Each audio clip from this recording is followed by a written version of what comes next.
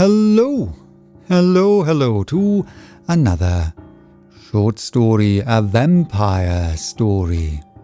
It was about time for another vampire story, wasn't it? And as chance would have it, Nicholas Leonard wrote a vampire story, and Nicholas kindly gave me permission to read his story. Last Sunday I read one of Nicholas' poems. Check it out if you haven't already. The link is somewhere up there, and of course also in the description. Playing Vampires is a wonderfully written and brilliantly tongue-in-cheek vampire story. A story with a twist. It probably can also be called a coming-of-age story, and it's a story about a kink going wrong. Intrigued? I hope you are.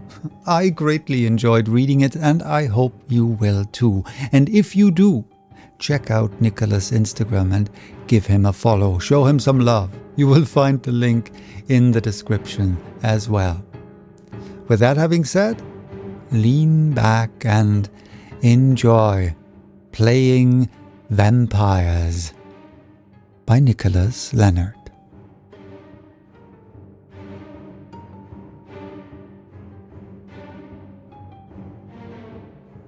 Zachary Blue was stalking Layla Artenheimer down Anway Street.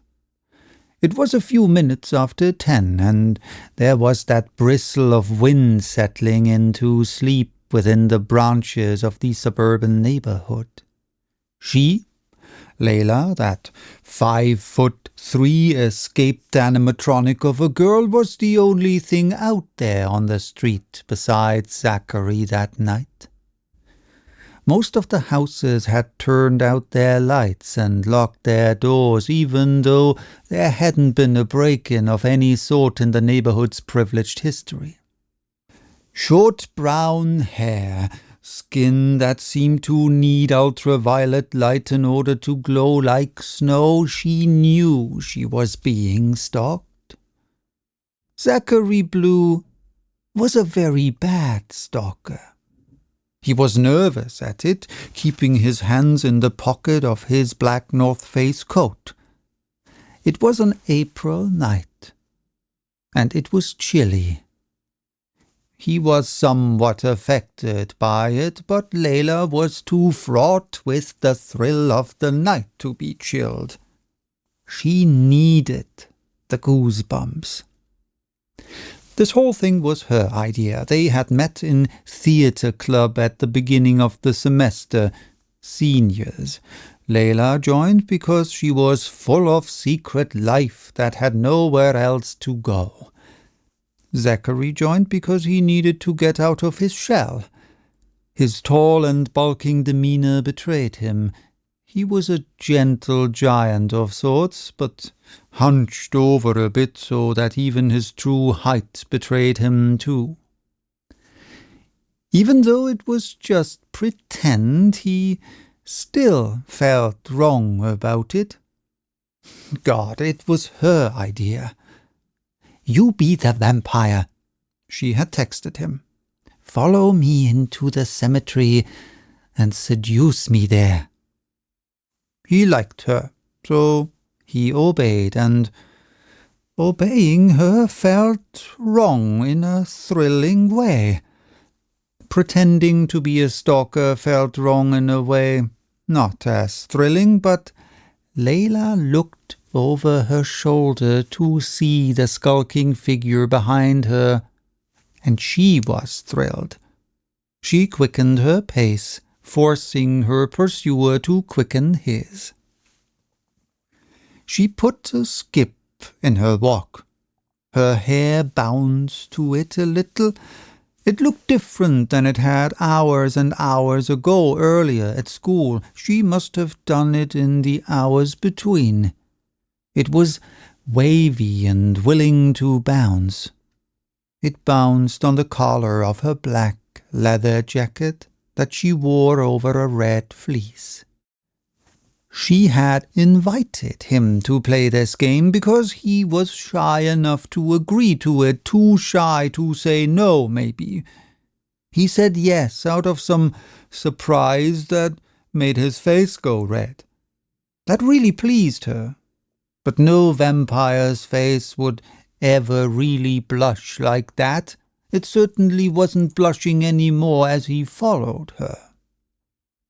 He had popped his collar and spiked his hair to appear to be more rebellious. She hadn't shown him she had noticed yet. All she did was veer onto the sidewalk to the right while he kept to the middle of the street, keeping a distance. He moved just as stiffly as Count Orlok. They furthered the chase. She started feeding her mind thoughts she reckoned an actual stalking victim would have. "I wish I brought my dog out with me," she thought to herself, channeling her inner Wattpad narrator. Zachary looked over his shoulders. Layla looked over hers. "Stop following me!" she shouted when the cemetery fence came into view. Zachary stopped, the skidding of his shoes making a scratchy echo into the night. He watched her further on beside the cemetery fence in a hurry. The tapping of her shoes made their own Bambi-esque echo into the night. He reluctantly continued to follow her, beginning to worry whether or not her shout had alerted anyone. It was reckless. He sure thought that. But he continued playing his part and followed the girl into the cemetery. He stopped before the open cemetery gates and watched her. She stayed on the black pavement path that cut between the chess match of tombstones. The occasional Madonna statue welcomed her only to have her walk right past their open arms. She walked into the gossip of the willow trees whose lazy leaves whispered in the wind. He continued, entering the cemetery, careful not to lose his prey, but also being careful not to be too close to her like something stalking a deer. It was his first hunt. It might have been because Layla had read too many obscure YA novels, too many Colleen Hoover books, too many Wattpad abominations. That was the kindling to this wild game. Yes, it was exactly that, but Zachary didn't know this, and he was just following an eccentric girl from school. She looked over her shoulder one more time and saw him in the path as still as one of the cemetery statues. His silhouette in the night, in the gossip of the willow trees, was accelerating, and she hurried her pace, snaking off the path. He had to compensate for this, and hurried in his own pace. The worry of being seen was alleviated from Zachary. They were just amongst the dead now, and he could surprise her by walking faster than he walked when they were out in the open of Anway Street. She noticed this, hid her excitement, and pretended to be alarmed as she tried to escape his sight by slipping behind a mausoleum. He saw her, followed her, and eventually cornered her. But she saw a crack in the door of the mausoleum and slipped into it, much to his dismay. "Why are you following me?" she exasperated when he entered the mausoleum that was no bigger than a guest bedroom. He was close enough to see the artificial terror in her eyes. She did a good job at furrowing her brow in a worried manner, and it made him feel like a bad man even more. Sticking to character, he stepped forward in response. She stepped back. He stepped forward. She stepped back again, her rear making a soft contact with the cold stone wall of the mausoleum. The stained glass windows were mostly turquoise, but had mosaics of angels at the base, angels of desert colors of brown, and cactus flower red with plumes of yellow sunlight at the angel's base, like the yellow was the light their impact on the earth had made. The stained glass windows were adjacent and identical, and gave the single stone coffin a less daunting presence. It was just a prop to them. Who are you?" Layla stuttered. She pressed her hands against the wall, its popcorn texture poking her palm. "Get away from me, please." Zachary dipped his head, examining her, feeding on the sight of her terror, as a vampire would. He rolled up his lip, baring his teeth where they both imagined to be fangs. Layla shocked herself with a jolt of fright, mere inner pyrotechnics, just for show. "Please, what are you going to do?" "Have you?" Zachary answered in a monotone voice. Layla liked it. She fought back a smirk. He took the chance and leaned down and opened his mouth. Not knowing the limits to their game, he felt remorseful when his teeth accidentally made contact with her neck, but it made her shiver. Until she got back into character and pushed him away. "What are you doing?" Her voice stayed inside the mausoleum. Zachary stepped forward again, going to pretend to bite her neck again, but her hands pressed against his chest. It was a way of keeping his mouth away as she realized what he was, what he sought to do. "Oh, my God!" she squealed, trying to push him away. "What are you?" "A vampire, and I've been watching you for a long time." Layla gasped, her mouth remaining in the shocked shape, but her expression deflated. "Why me?" she asked. "I can hear your heart. I've heard it. No other heart transports the elixir that yours does, and no other heart transports so healthily as yours," he admitted, and admitted once more breathlessly, "I can hear it." Her expression tried to become shocked again, but she was taken aback with her hand still firm against his chest. "My heart?" she asked, saying it like a broken prayer. And it was then that she gave him a look that ruined it all. Her eyes became doe eyes, helpless at him. It made him forget that they were just playing pretend. "Yes," he broke out in a pitifully normal voice, the one he'd used to say present in theater club. "Your heart, I can hear it now," he said, this captured by her doe eyes. He wanted to bend down to put his mouth against her neck again. But this time he wanted to keep it there. He immediately missed that rush he got when his teeth had accidentally touched the smooth surface of her neck. She saw his desperation in his eyes, eyes that were supposed to belong to a monster, and she pushed her hands more firmly on his chest as some reminder.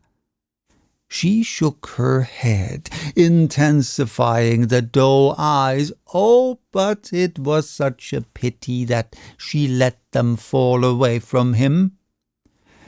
"Please," she begged, "just let me go. I swear I won't tell anyone about you." "But I want you," Zachary urged. It was almost a whimper. He adjusted his standing, his eyes like a lighthouse on a stormy night. Lighthouse eyes. He needed her doe eyes to come back to him. They beamed so desperately on her, searching the sea of her expression for her eyes, for her doe eyes to come back to him. "Just let me," he further urged.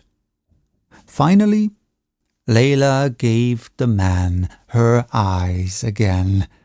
She was a master actress, and Zachary fell victim to her right then and there in the mausoleum as the stained glass windows filtered in moonlight and turned it grey and blue. "What'll happen?" she asked breathlessly. "If you bite me?" "I'll have to have your heart forever." He made it up on a whim. "You'll belong to me, and we'll live and sleep in this mausoleum forever." He wished aloud. He was suddenly too desperate to be a vampire. He was a boy from school then. It gave Layla a worry to her face. But she maintained character. She looked at the vampire as if something strange and wrong was happening to him, as if sunlight was already breaking through the stained glass windows. But it wasn't sunlight. It was her. And she wasn't just a character to him anymore, all because of the doe eyes she flashed at him. "May I bite you?" "Me, you what?" she croaked, breaking character, but he didn't notice. He bent down, and what was meant to be a bite became a sucking kiss upon her neck. She let it happen for a few seconds, feeling her skin be vacuumed into the ring of his lips. "Am I bitten?" she asked, and she asked it while lancing her doe eyes at him when he pulled away. It was such an unfair game of jousting her eyes played. "Yes," he said sharply. She got on her tippy toes and kissed him. His eyelids dropped the instant her lips perched themselves into his, and it ended just as quick as it began. "Okay, done," she chirped. But Zachary wasn't done. He was amazed. It couldn't end. They were there, vampire and woman. She had just kissed him. It couldn't end there. Her doe eyes couldn't recede into her normal eyes like that. Her normal eyes. They looked so beautiful now that he knew what they could transform into. "Done?" "Done," she said matter-of-factly, and started moving past him towards the ajar door of the mausoleum. "Will we do this again?" She left, leaving him astonished beside the lone stone coffin. She talked to him in theatre club the next week, the next time they had it, but she wouldn't answer his texts. He was Zachary Blue, the classmate, no longer the vampire, the stalker. She was still Layla to him, She was Layla on the street, in the cemetery, in the mausoleum, in theatre club as she laughed amongst her friends from across the auditorium of the school. He watched her, hoping she'd return his lighthouse gaze, hoping he'd hook her doe eyes. But he never did. He was too shy to approach her in person about it. He tried, of course, but it divulged into peppy small talk. She made it peppy. He tried at least 5 times to see if she wanted to walk out of her house some night to repeat the game, but she still did not respond. The last text he sent to her was a desperate question mark. So Zachary started going out on his own after 10. His hair wasn't spiked like it was before, and he walked with his hands in his coat pockets, not from a chill, but from shame. There was no girl fishing him forward, baiting him into the cemetery. The cemetery seemed a lot more ominous when he passed it at night on his way to the pond the neighborhood was settled around. He stood stoically on the shore of the pond and watched the traffic across the other shore, headlights crawling smoothly past. He watched their lights reflect on the black surface of the pond and thought of her doe eyes, how they had corrupted him. He kicked the dirt and then gave that up, looking back on the one-night game. It felt like a missed opportunity, a dream to stumble over, a dream to be so upset at for having ended, for waking up from it. His hands never left his pockets as he stood there on shore. Some nights he stood there until 11:30, bewitched and comforted and tortured all at once by the thing that was, then never was. It made him realize what vampire he could play. He could play the sad and sullen one, the one tortured about the love he missed when eternal life came calling. His crypt, the pond, her doe eyes never mercying him again, and maybe he did hear her heart after all on those nights afterwards. Yes, he thought he did hear it, in between the distant vrooms of traffic, but all he heard was really just his own heart that was still, even still underneath the spell of a girl who knew not what she was doing with those doe eyes. But in theatre club, Zachary would catch a glimpse of Layla's neck in between the swivels her head made in conversation with her friends. Her wavy hair would wave out of the way and reveal the spot his mouth had landed that night. In those espionage moments he knew he had bitten her after all, and he would have sworn he saw her swollen mark there on the birthplace of his desire. He didn't know that what he was seeing was the fading hickey left there by another boy, but to him, to the vampire, he almost was. He convinced himself he had bitten Layla Artenheimer, and he was assuaged. He was comforted while standing on the edge of the pond, watching the distant traffic as he always did, thinking about the faintest mark on her neck. And he was reminded of that lucky moment in the mausoleum. He meditated on it. He made his nights up by dwelling on that 1 5-minute occurrence inside the mausoleum, inside their mausoleum.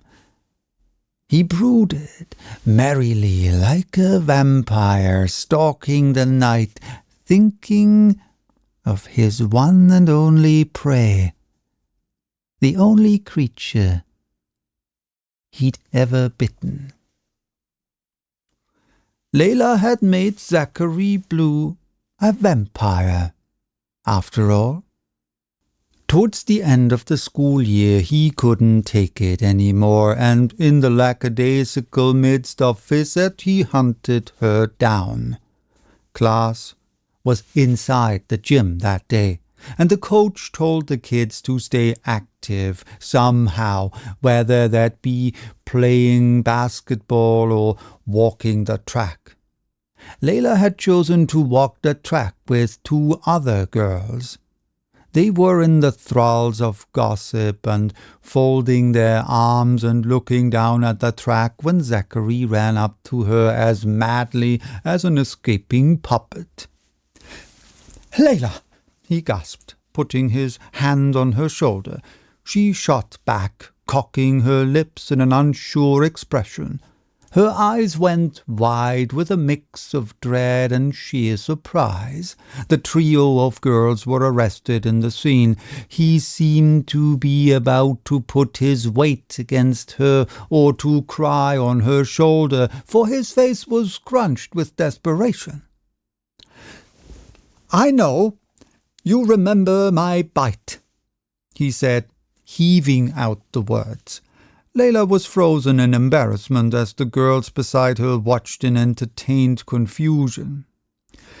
"Please tell me you feel it too." He shook his head, eyes wet with pleading. "Huh?"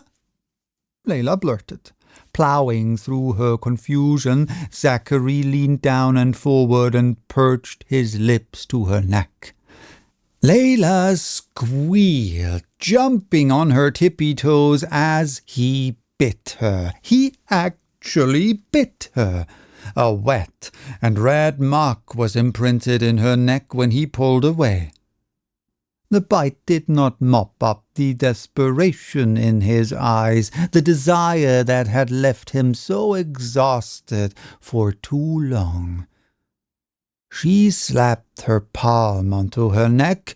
It was warm, revolting, feeling to feel his saliva stamp between her neck and the ball of her wrist. She looked on him wearingly. The other girls stepped back. One asked if they wanted Layla to get the coach for her, but there was a pause. Layla was too shocked to say anything, and Zachary was stacked.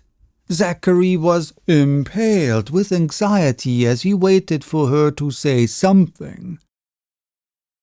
Zachary was suspended for 5 days and graduated that year with the nickname "That Boy Who Bit That Girl in Gym Class."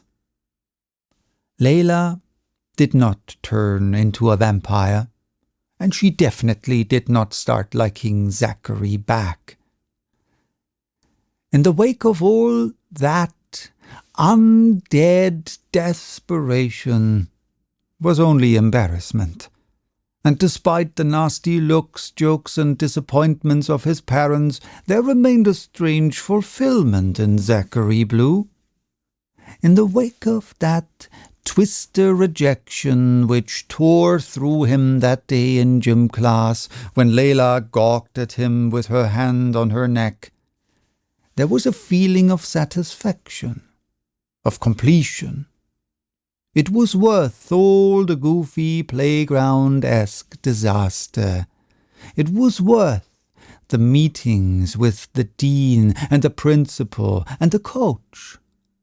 It was probably why his face didn't go red during those meetings like it should have done. And the game of vampires was complete. No other rejection could compare.